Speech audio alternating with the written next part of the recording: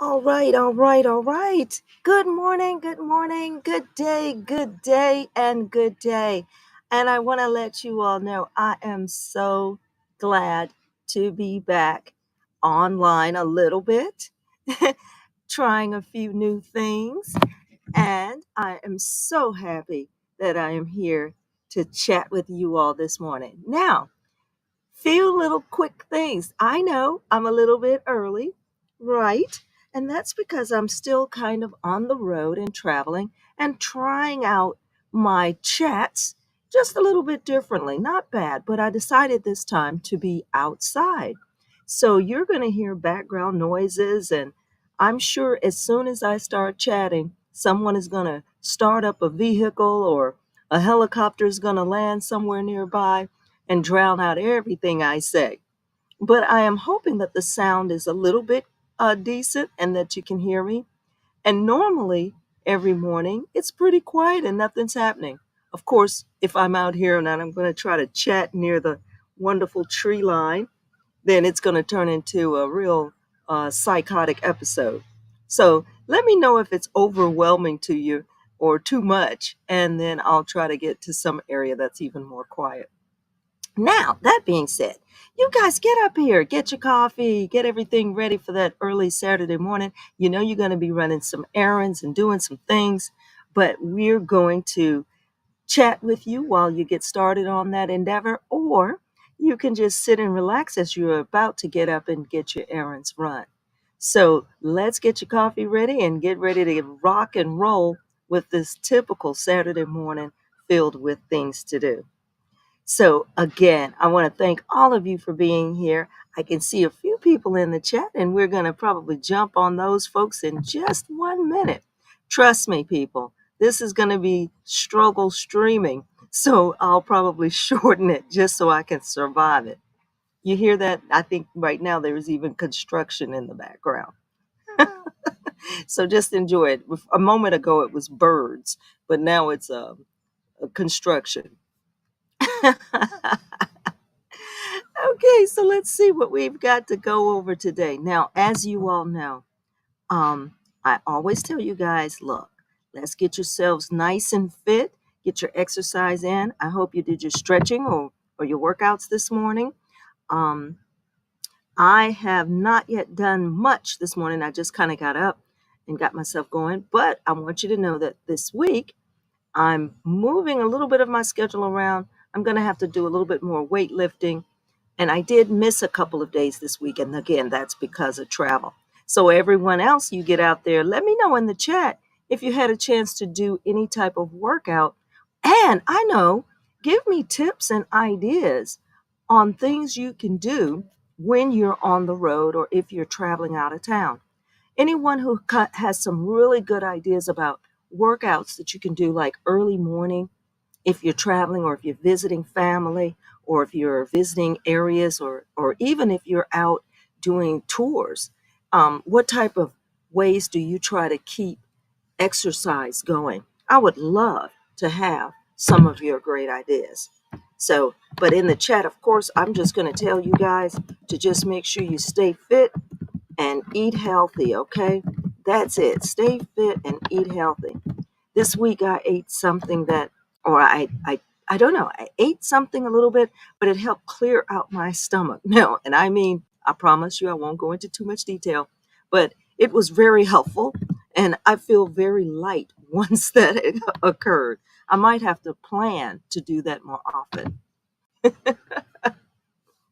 All right, so we're going to get online and have some fun time talking about what might be going on in the world of the Duke and Duchess of Sussex. I always give my quick intro and let you know that I am definitely a super fan of Harry and Meghan. I love the way they move. I love watching what they do as work. I am really definitely impressed with the fact that they entertain doing things and supporting other people in the work that they do. I love that. But of course, I see these things occurring to them in their lives. I see it through the eyes of a parent of adult children. And I always liken myself to Megan's mother, Doria, from the same point of view, so to speak. I mean, I have children and they're adults, and I often think, how would I feel in a space where my daughter and her husband are under constant attack simply because of the good things and the good work they want to do? Now, I mean, families get in all kinds of tiffs, you get in all kinds of scrapes. You don't agree on everything. Well, that's why it's called family, right? It's like you're not going to agree on everything. You're not going to get along all the time. But that's the beauty of the word family.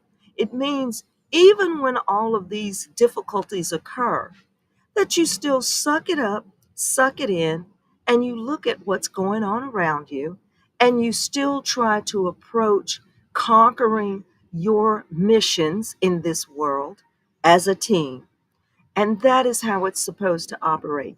And if you marry, or if your children marry and you have in laws, whether you get along great with your in laws or not, the idea is to support each other because you're growing your team, right? So you're growing the team of people that can work with you and help you get through this life because what? Life is a challenge. Yes, and it's a challenge for everyone. So, of course, we want to do and work with each other and support things with each other just to get along. Okay? So you guys bear with me as I struggle string.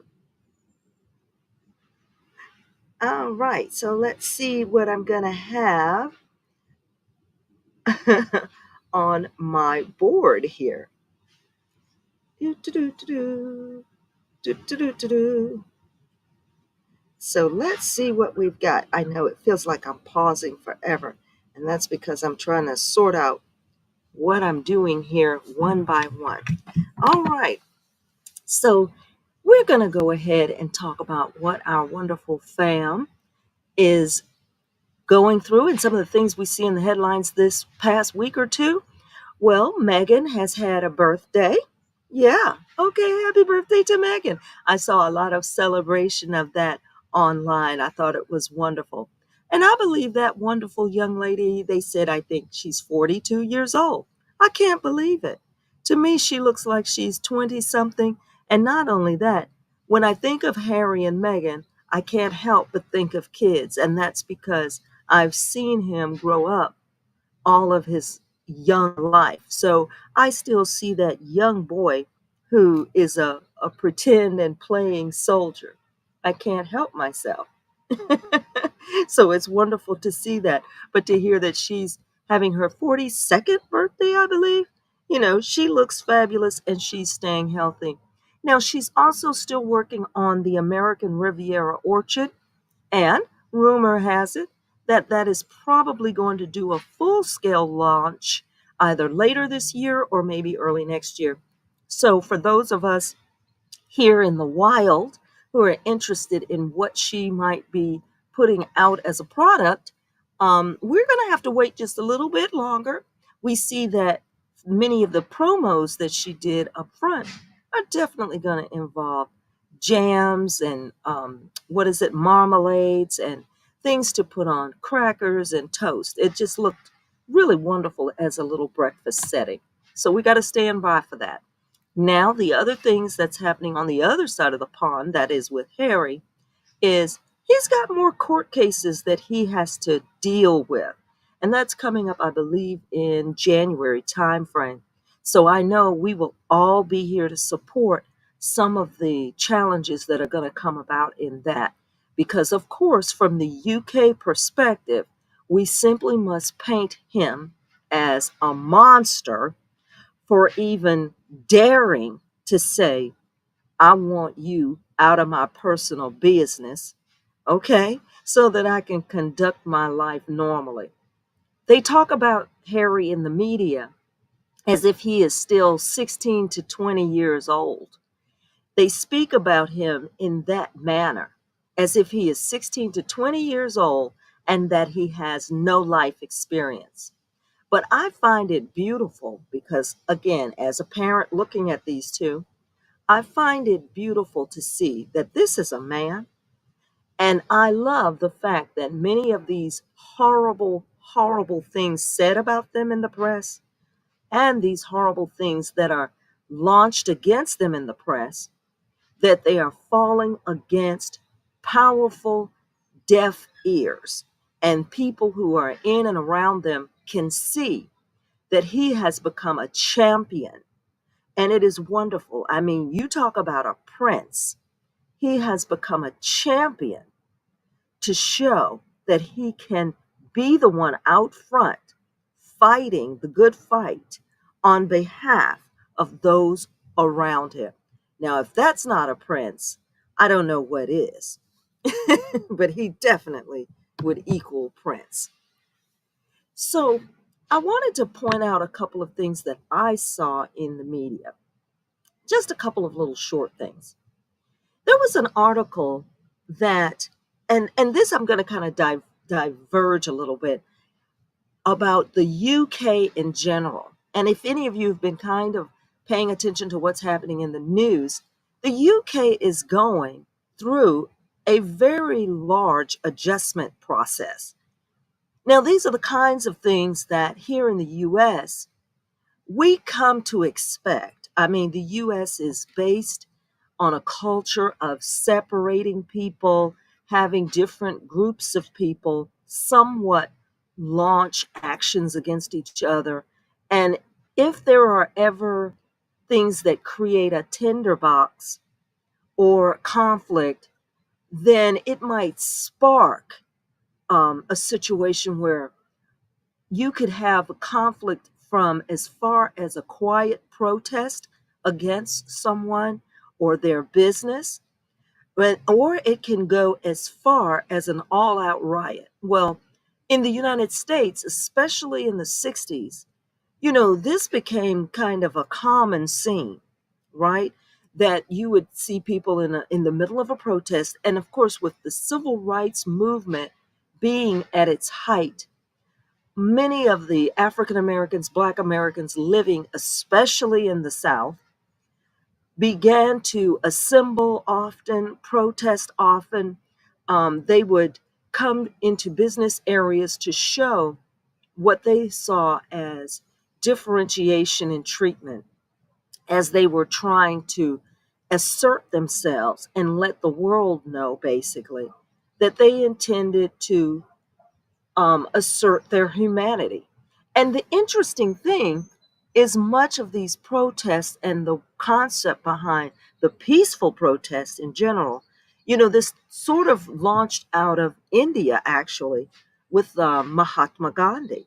So there were a lot of people all over the world that were suffering under these oppressive systems, and most people around the world started to push for dignity and fairer treatment, right?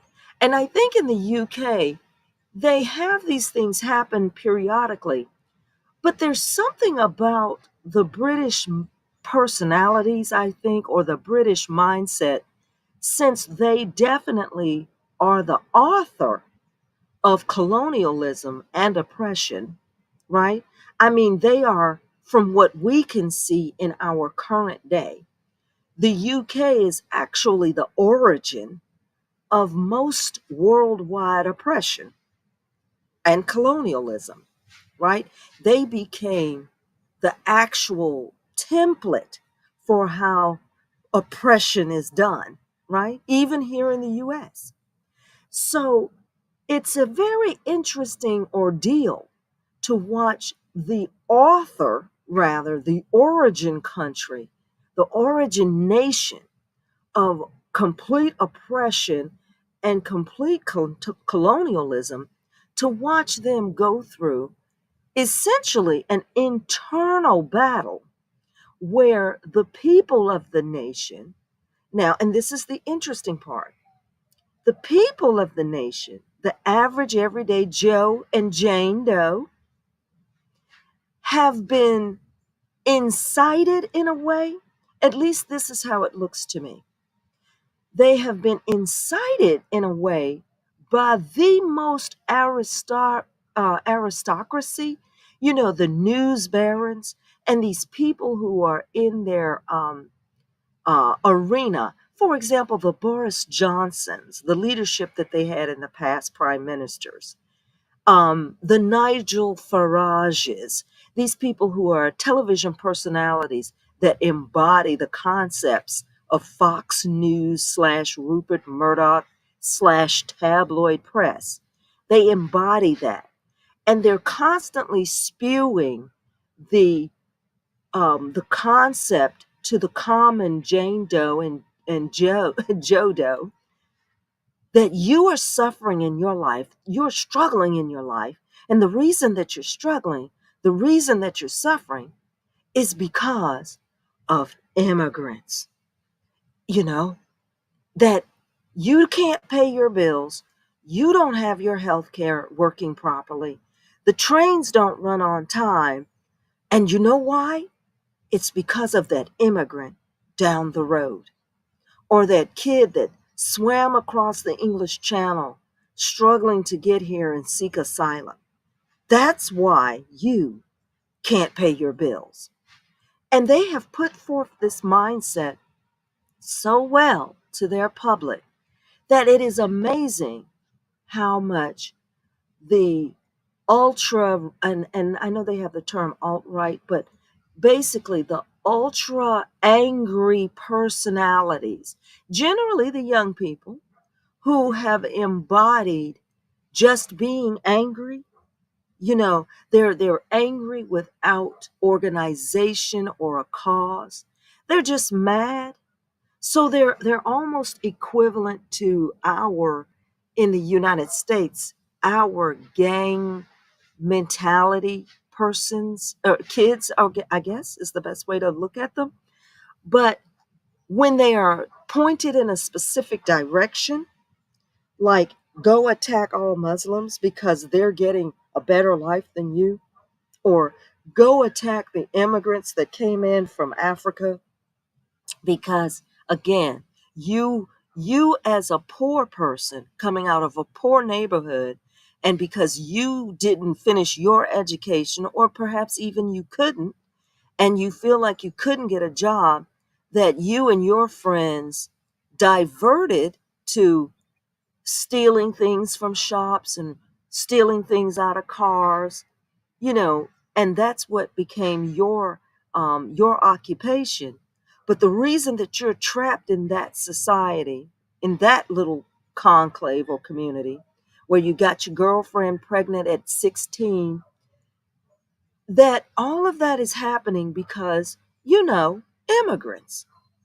And they pointed them in that direction as if these young people became a weapon. So they set to the streets, running rampant, threatening to burn down buildings. And they had the poor migrant population coming there, even some of the shop owners in neighborhoods, terrified to come outside, you know? And we wonder how long this will last. And you do wonder what the lasting effect will be, because most of this happened in and around London, but it wasn't isolated to London, right? So it also crept into areas where some of the immigrant population will feel even more isolated. But anyway, I know I'm rambling about that, but I wanted to point that out because here in this slide is this lady who, they feel like they're tracking back a lot of the causal attitudes to things like this. She, her name is Bernadette Spotforth, I believe is how to say it, or Spoforth. And this woman, believe it or not, was extremely wealthy. Again, these people are in and around the aristocratic class, but they are going about agitating and stoking up more hatred and resentment toward immigrants. But these people, like in her case, are actually the least affected. And so they said that she made these false accusations that spread throughout England, And it was mainly about the identity of the young man who, for whatever reason, went on a rampage, stabbing these young girls at a dance studio.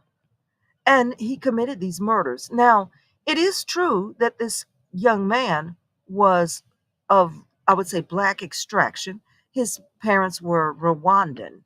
So he wasn't your typical white juvenile from the UK. But they put out the word that he was a Muslim man that did this, you know? And so that set people against Muslim immigrants. Well, of course, come to find out, well, he and his family, they're from Rwanda. They're not exactly Muslim, but, well, they are black. So that itself could be misidentified.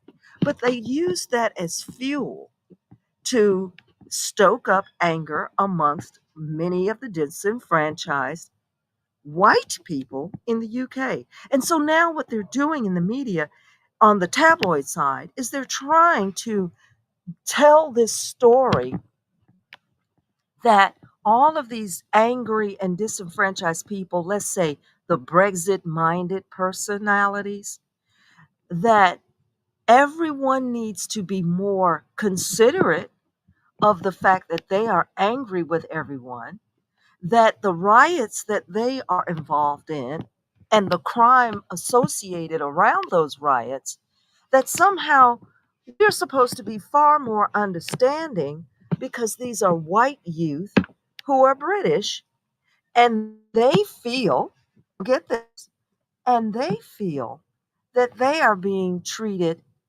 more harshly than if the rioters were of another color or race. Now, I want you all to hold on to that type of thinking and watch again. I love to always point out what we see from the tabloid media and understand how they work. Instead of coming out and talking about the actual negative implication that this will have on their country in their nation, they are trying to shuffle the deck so that the actual authorities, as they would like to point out, now again, we're back to the wealthiest class of people, how they are trying to turn the cause on the people who are more progressive, right? Who are now in government, the people who are more, I would say, accepting, or at least they say they are more accepting of an immigrant class. They're trying to turn the fact that these people are more accepting of an immigrant class or are more accommodating to an immigrant class, that they are at fault for the anger and the destruction caused by the people who are calling themselves, or they're more, I would say, lenient to the alt right. So just think about that how how well this tabloid media has presented the upside down, inside out, reverse thought for the UK. And for some reason they expect this to benefit them, right? We know it won't, but they expect it to benefit them somehow. It's insane. So I'm going to take a short moment here and let you all know again, while you're thinking about that, how noisy it is becoming out here where I am. But that means that the rest of the workforce and the workday is getting started. So I want to say hello to some folks before I go on. Let's see who we have here in the comment section. Let's see who made it here this morning. While you all definitely think about some of the crazy things that we're talking about already. So I would love to say good morning to Joyce Anderson. Thank you so much for coming. I'm so glad you made it here. I know I'm a little bit early. I hope I'm not running people out of bed. So I'm so glad you're here. And so I love the way that you said your workout is working in your garden. I'm trying to do a little bit of work in my garden, but I'm really bad at it. But I'm going to work on mine as well. And thank you again for being here. It's wonderful to see here also. Nubian Queen, greetings to you as well. Thank you for being here and thank you for dropping a comment down below. I'm going to ask all of you, don't forget to like, share, and subscribe, okay? Don't forget to invite someone else to view from time to time as I am trying to grow the channel. I'm going to start learning what to do to make that bigger and better. Came for Concepts. I know who you are, and thank you for being here. And they are saying hello, all, and it's time. Good to see all of you. Great to see you here too. I love it. I love it. Oh, let's look at this. You know what? Nubian Queen, you're too kind. Thank you so much. Thank you so much. And you're saying, how are you? I'm doing pretty well, moving along a little slowly, still stiff as can be, but I'm hanging in there as much as I can. We also have our wonderful, wonderful Connie Palmer. Yay! I'm so glad to see you. When I see all of you guys chime in here, I know that the super squatties are in town. I am so glad to see you guys. And thank you all for coming. I do appreciate it. So it is great to have you here. And I promise I won't gonna keep you long because of course I've got to run around town myself. So again, I say welcome to all of you and hit the like, share, and subscribe button.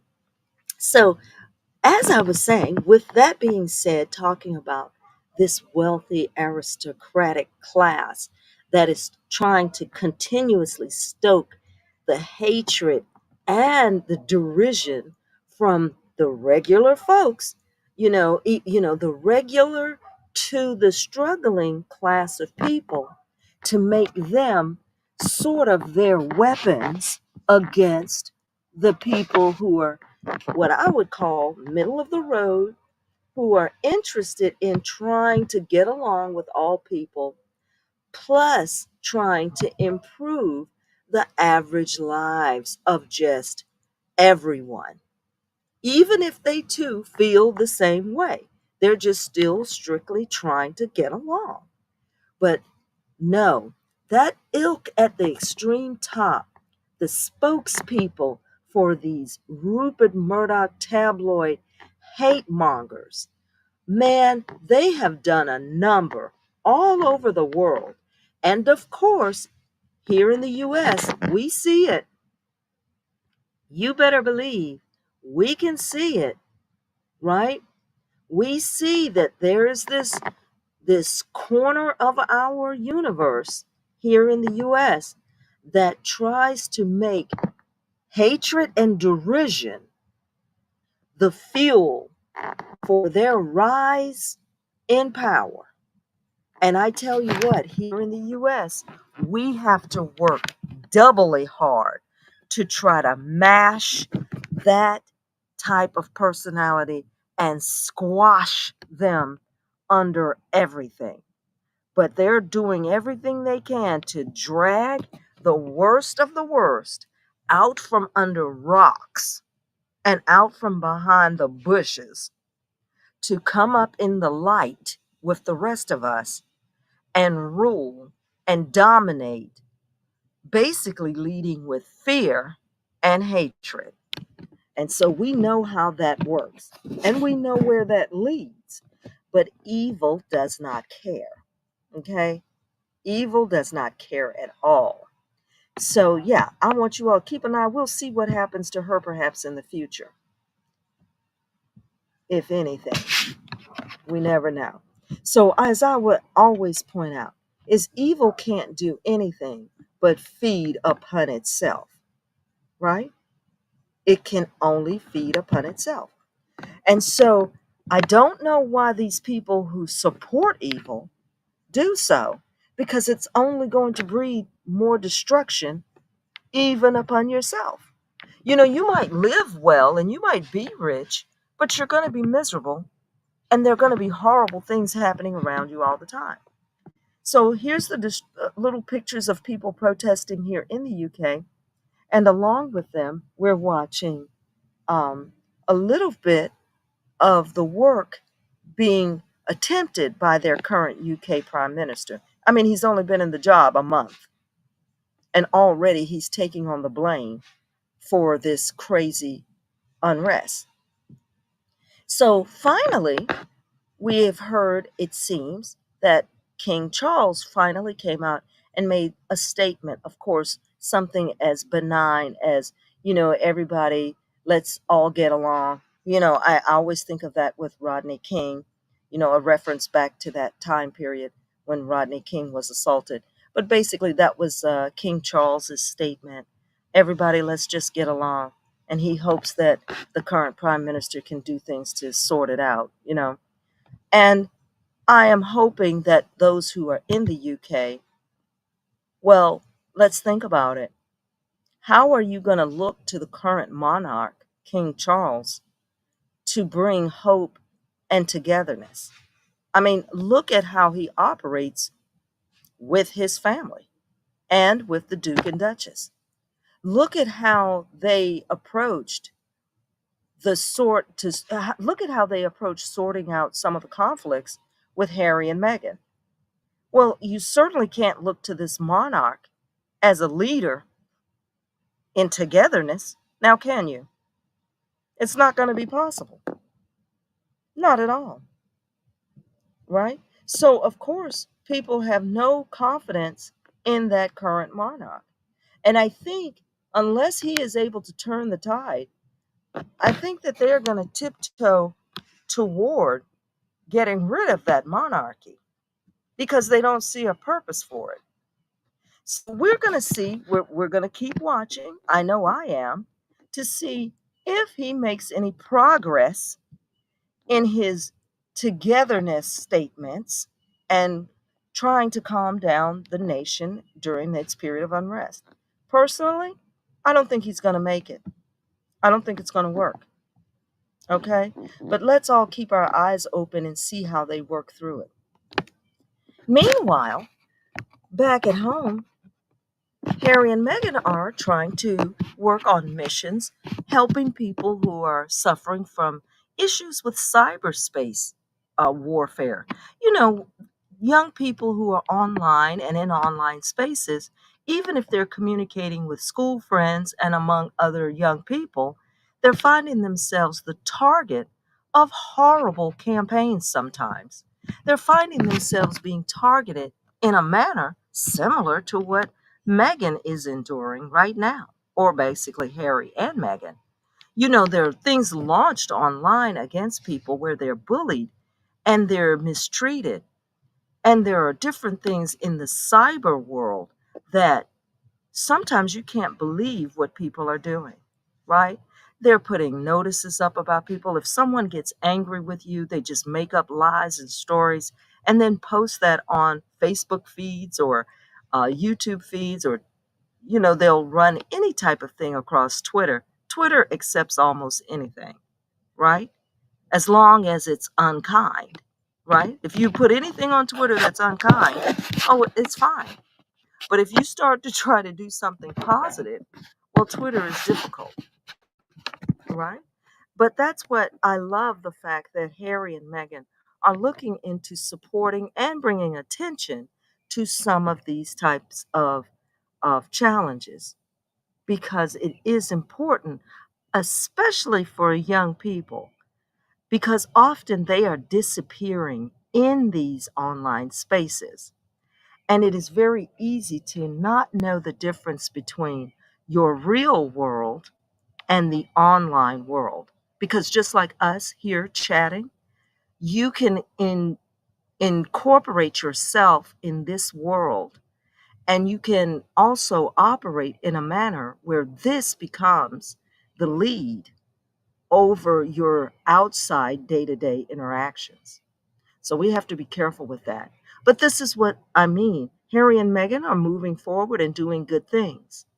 And they even commented on the fact about how dangerous it can be in the UK for them, right? And the commentary behind that from the UK tabloid was to be very derisive about their upcoming travel to Colombia and imply that traveling to places like Nigeria and Colombia are like going to countries where it is absolutely so dangerous that they shouldn't dare go, right? Now imagine, how can the UK have that position when you look at what's going on there daily? It was embarrassing, and they should be embarrassed. The tabloid journalists should be humiliated. But they just continue to chat on like, like nothing's happening. So we're going to follow Harry and Meghan when they go to Colombia. I was excited to hear about their invite and the types of things they're going to approach. And of course, their visit will involve them visiting lots of places and spaces where young people are young leaders doing great things. And so look at that. What is not to support? But the UK tabloid media, they find a way to involve themselves in being negative even about that. It's crazy because they are crazy. Now, Colombia, by the way, it's a beautifully vibrant country. Does it have its difficulties? Well, of course, everywhere does. Does it have some elements where people think, or areas where they say, you know what, you might not want to travel to that area? It's a little bit less regulated. Well, of course they do. But does that matter? It shouldn't, right? It shouldn't, because they will have what I call top tier escort and protection. Plus, I'm sure they're not going to try to venture off into the most decadent and scariest of areas. So we're looking forward to seeing them and having them go to Colombia to participate in some of the wonderful things that they will participate in. I know I'm excited to hear news about things happening in Colombia. Actually, my daughter traveled there when she was in college, and she told us a little bit about it. Of course, they were there for a work study program, but I'm excited to see what they do. So I'm going to move a little quickly, and I just wanted to say that I found a couple of pictures here of some past festivals that they had in Colombia. And so during their upcoming trip, Harry and Meghan, they'll be expected to engage with some of the festivals. And they have a rich heritage in Colombia. And of course, dancing and putting on parades is one of the great things that they do. And so we're excited to see where they go. And I think we will all learn a little bit about Colombia that we didn't know. And that's what's wonderful about the things that they do and the approaches that they have. It'll be great to see. I'm excited. I hope you are. And I'm hoping that it will just be a positive experience. Of course, you have to definitely not pay attention to anything the UK media is talking about. Oh, I skipped over this one. So I wanted to show a quick feature here. Let's see if I can see the picture. Who is pictured here is the vice president that actually invited them to come and visit. Now, I am not going to attempt to say her name. It is a beautiful name. I believe it's Francia Marquez Mina. Okay, I hope I said that correct. And she is the vice president. And of course, when she became vice president, it was also something to be remarked about. Why? Because in their region, um, there are African descent people, of course, right? As in all of the Americas, thanks to who? Let's say thank you to the British people for making sure that Africans were spread out all over the world. Thank you so much. And so there is a population, a community of Afro Latina, I guess is the term that they would use. And so she was one of the first to be voted into their high government offices. And so she was are part of the ticket in Columbia. And she is the one that reached out and did the invitation to the Duke and Duchess of Sussex.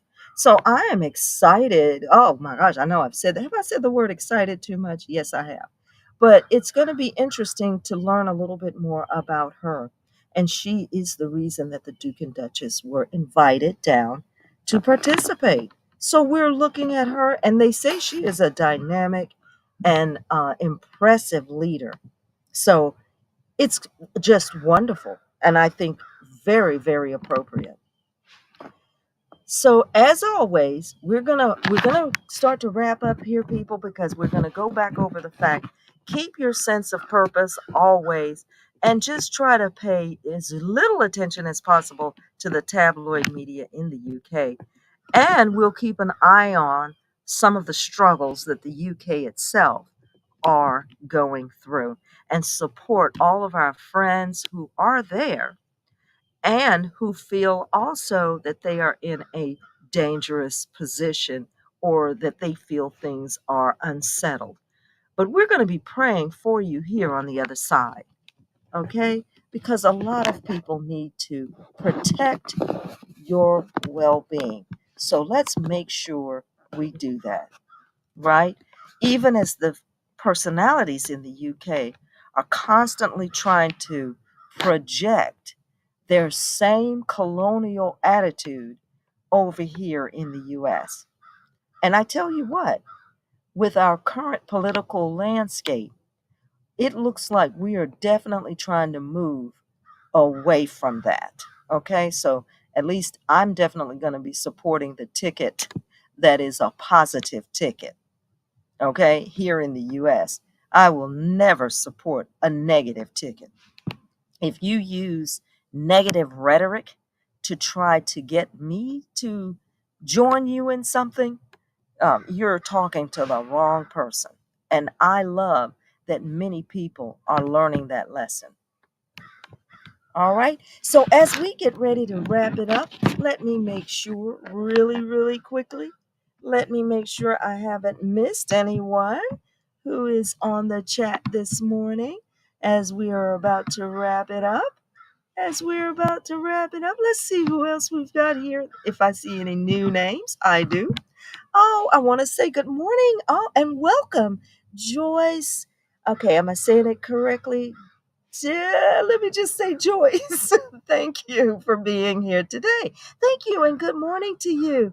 Uh-oh, she's saying Charles is so weak, he's a rat, is stronger than Charles. You know what? I cannot say that I disagree, because here is the thing. From the UK perspective, to me, things that they call weakness, I call strength.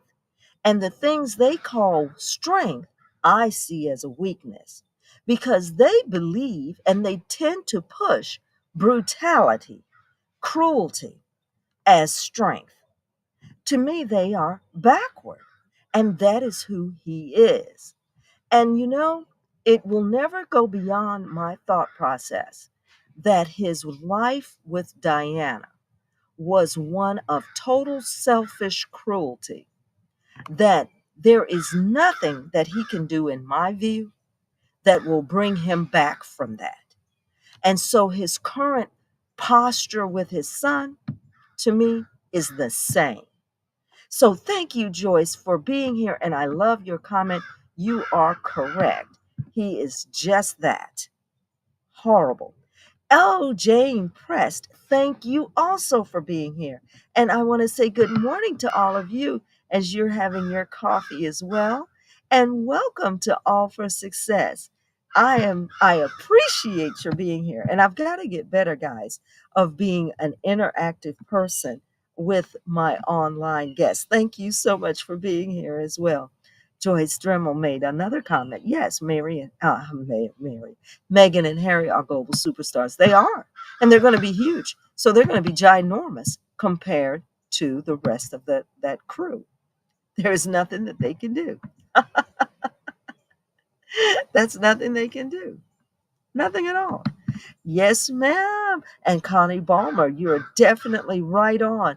Their prayers must be constant, and our prayers to support them will be constant. And with that being said, as I am about to wrap it up, I'm going to tell you thanks again, Connie Palmer. You all are super squatties, and thank you all again for being here. I appreciate it more than you will ever know. This gives me strength. So I want to leave you all, as again, I always tell you, I have a little scripture that I like to refer to from time to time. And no, I am not trying to invite you into a cult, okay? These are just things that over my lifetime and my background, I sometimes point out something that comes to mind when I see it in a scriptural sense. So I don't know if you guys, if you are Bible scholars, you might be familiar with the story of Haman. So I want you to think of the life that is surrounding the Duke and Duchess of Meghan, Duke and Duchess of Sussex, that is Harry and Meghan. My God, I'm getting tongue tied. But the story of Haman, it is a biblical character. And this biblical character, if you know who I'm talking about, or if you're familiar with this story, go ahead and slap a thumbs up in the comment section or press a one so that I know if you're familiar with this.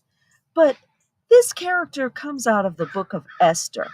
Now, Esther is a wonderful character and a story in the Bible. She was a beautiful woman that became a second wife, let's say.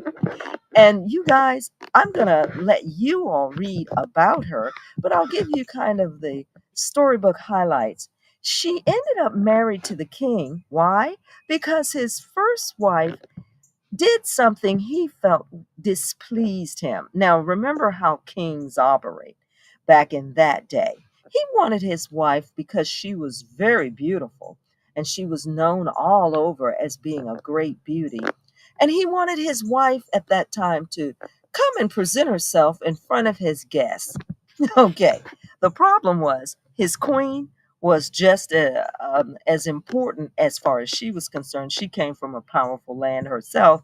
And she was like, I don't need to parade around in front of you and your friends. I'm paraphrasing. You don't need to, I'm not going to parade around in a thin garment in front of you and your drunk friends. Okay. And so he sort of thought, woman, okay, I'm going to have to sit you aside and get me another wife. And so he did. Well, his second wife was Esther, and his previous queen, I guess he just kind of said, well, you can just move on off. Okay, guys, do you hear those the birds cawing in the background? I feel like I'm in the jungle. Okay, so anyway, that's who Esther is. So she was a somewhat more moderate, more accommodating bride, and she's a bride that came from the community, right? The Jewish community, which meant in that region they were somewhat looked down upon or seen as people who might be kind of an enemy in the land, so they were somewhat oppressed. And of course, as you read the book of Esther, people, you all will know who we're talking about. And so that's the background of the story. Well, in this story, one of the king's right hand men was constantly trying to work his magic in the background by keeping people at bay. And he had spotted an enemy who happened to be his uncle, right? And they were all working in and around for the king. And he despised this man because the king sought favor in him, right? And so what did he want to do? He wanted to get that man out of the picture. Well, the interesting thing is, a lot of people did not realize that that there was a connection between Esther and um, and Mordecai, right? Who was Esther's relative. People didn't know that because she was kind of presented as like just some random girl. But anyway, you guys, I'm going to let you all do the background study. But the point was, Haman is out there and he's got this construction going on because he's building a gallows. In other words, he's building a device, a gallows, like a big hanging platform, I guess, so that he can go ahead and conduct an execution. And he's got this building construction going on, and it's taking a little bit of time. So in the time period of him building these gallows, hopefully to execute Mordecai, right? He's trying to get rid of Mordecai because Mordecai is a threat to him. In the time that he is going along to build these gallows and commit this execution, what happens? For those of you who are Bible scholars, what happens is an event or two that causes the actual execution device, this big gallows that he built, was used on Haman. And that is the moral of the story, is that he is out building the method to destroy another person, to destroy the life of Mordecai in this situation. And in the process, he gets himself wrangled into a situation where he is actually executed on his own design. So that is what the story ends up being. But I challenge all of you who are interested to really read the actual book of Esther, because it is quite an engaging tale. But this is how I see many of the people in the tabloid press. And many of you have seen this as well, that as they work their designs of destructions, as often as they are doing things under the cover, much of their destruction comes back on themselves. Okay? Often they end up destroying themselves. So I can tell you guys, I'm going to wrap it up here. Thank you all again for being here. I hope that you enjoyed this confusing chat along with some of the crazy sound effects that were here in the background from the birds and the trees and the cars. We're going to give you all a loud round of applause.